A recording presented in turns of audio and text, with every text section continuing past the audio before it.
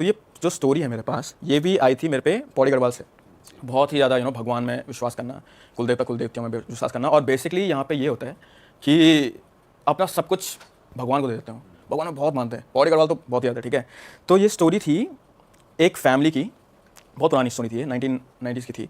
तो इसमें क्या था कि बहुत छोटा हंसता खेलता परिवार, और गाँव में रहते थे लोग। अब इस फैमिली में क्या हुआ, इनके 2 बेटे हुए। पहले बेटे का नाम था सुशील और दूसरे बेटे का नाम था गगन, ठीक है। तो सुशील और गगन पैदा हुए, दोनों गांव में पले बड़े। लेकिन फिर उन्होंने सोचा कि जैसे जैसे इनकी 10th आने वाली थी, तो उनके फादर ने सोचा, या फिर उन्होंने भी ये इंसिस्ट करा, दोनों बेटों ने, सुशील और गगन दोनों ने, कि यार पापा हम लोग ना बाहर पढ़ने चले जाते हैं, ठीक है। तो उनके फादर ने बोला ठीक है बाहर पढ़ने चले जाओ। तो ये लोग आए, तो दिल्ली में पढ़ाई करने लगे 11th-12th की, कॉलेज भी वहीं कर दिया उन्होंने, ठीक है। पढ़ाई होती रही दिल्ली में, ये लोग एडजस्ट होते रहे। लेकिन गाँव में इनके घर वाले फिर भी इनका वेट करते हैं ना, बूढ़े पिता बूढ़ी माँ, है ना। और जब इनका कॉलेज खत्म हुआ तो उनके पापा ने इनको कॉल करके पूछा कि भाई तुम लोग कभी वापस आ रहे हो। तो सुशील ने बोला मेरी यहाँ जॉब लगी है, और गगन ने बोला मैं आर्मी की तैयारी कर रहा हूँ। अब इनके घर में क्या था कि इनका सुशील जो था वो बहुत ज़्यादा फेवरेट था, दोनों का, माँ बाप दोनों का फेवरेट था, लेकिन दिखाते नहीं थे वो कि फेवरेट है ना ऐसा वाला। तो सुशील ने बोला फिर भी मेरी जॉब लगी है, लेकिन आप चिंता मत करो पापा, मैं घर आता रहूँगा, ठीक है। अब ज़िंदगी आगे बढ़ती गई, सुशील बड़ा हुआ, है ना। सुशील बड़ा हुआ, सुशील की शादी हुई, उसके बच्चे हुए। गगन भी आर्मी में लग गया था, गगन की भी शादी हुई, उसके भी बच्चे हुए। तो एक बार इनकी मॉम ने इन्हें कॉल करा, मदर ने कॉल करा पौड़ी में कि कुलदेवता की पूजा हो रही है, वापस आ जाओ तुम लोग, मुझे कुछ नहीं पता, ठीक है। तो लोग वापस चले गए। अब कुलदेवता भी अलग अलग होते हैं, ठीक है। इन लोग का था भैरव। भैरव सुना होना आपने? भैरव में एक तो एंगर बहुत होता है, ठीक है, लेकिन वो एंगर किसी नेगेटिव चीज़ के लिए नहीं होता है, it's for a positive thing, अपने आसपास के लोगों को बचाने के लिए। एक भाई को बचाने के लिए ऐसे टाइप का गुस्सा होता है कि भाई पे किसी ने हाथ लगा दिया तो उनका हम बदला लेंगे। तो बेसिकली प्रोटेक्शन का एक वो बोलो तुम जरिया कुल हमारे भैरव जी होते हैं, इनके भैरव जी थे, इनकी फैमिली के भैरव जी थे, ठीक है, कुलदेवता। तो भैरव की पूजा हो रही थी, ये लोग गए वहाँ, और पूजा करते करते लाइक उससे कुछ फील हुआ कि सॉरी गगन को कुछ फील हुआ कि यार शायद मुझे वापस आ जाना चाहिए, शायद मुझे गाँव में रहना चाहिए अपने घर वालों के साथ, लेकिन सुशील को ये चीज़ फील नहीं हुई, ठीक है।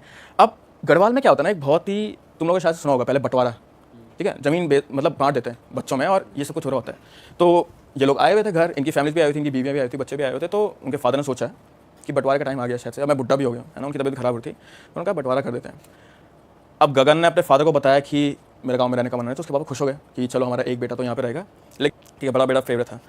तो इनके फादर ने क्या करा, जैसे 80% दे दी सुशील को, बड़े बेटे को, और 20% के जो खेत थे जिनमें खेती वगैरह होनी थी वो दे दिया गगन को, ठीक है।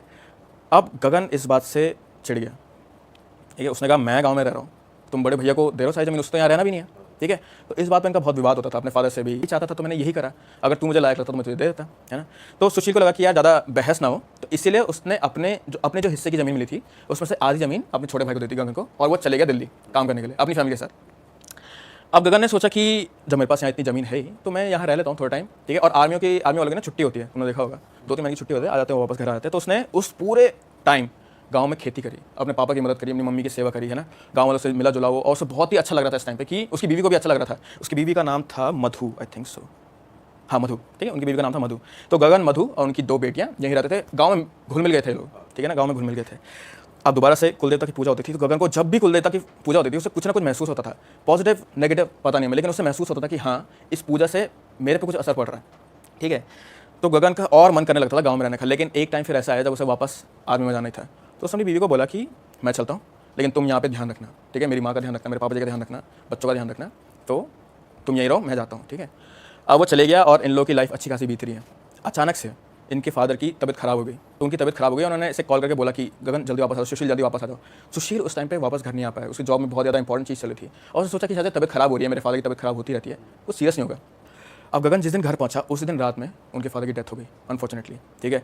तो गगन ने सारा क्रियाक्रम करा, अच्छे से सब कुछ करा, और गांव में भी क्रियाक्रम के बाद जैसे लोग मिलने आते हैं, तो गगन ही था उस घर का एक तरीके से मर्द, जो पूरी प्रॉपर्टी थी उसका मर्द अब गगन ही था जब मिलने आ रहे थे। तो गगन ही सबसे मिल रहा था, सबका दिलासा ले रहा था, बातें बूतें कर रहा था। और अचानक से एक हफ्ते बाद सुशील आया, और पूरे गाँव वाले सुशील से बात करने लगे कि बहुत बुरा हुआ तुम्हारे फादर के साथ, ना ऐसा नहीं होना चाहिए था, बहुत अच्छे आदमी थे, ऐसा करके। गगन को वो चीज़ भी कहीं ना कहीं उसे बुरी लग गई कि यहाँ सब कुछ मैं देख रहा हूँ और तुम लोग फिर बड़े भाई पे वो कर रहे हो। फिर उसने बोला छोड़ो, कोई बात नहीं, ठीक है। अब सुशील जब घर वापस आया तो उसने गगन से बोला कि एक काम कर, तू आर्मी का काम छोड़ दे, है ना, माँ को भी तेरी ज़रूरत है यहाँ पे, हमारे मतलब उनका गाय भैंस भी थी, उन्होंने कहा तू छोड़ दे सब कुछ, मैं कमा लूँगा, मैं घर पैसे भेजूँगा, तू यहीं रह, ठीक है। गगन ने भी पहले सोचा, फिर उसने कहा ठीक है मैं यहीं रहता हूँ। अब उसकी ज़िंदगी पूरी हो गई थी गाँव की, गगन पूरा गाँव में रहता था। तो गाँव के जैसे होता ना कि खेत वगैरह मतलब खेती बाड़ी करना, ये सारी चीज़ें करना, वैसा काम करता था वो।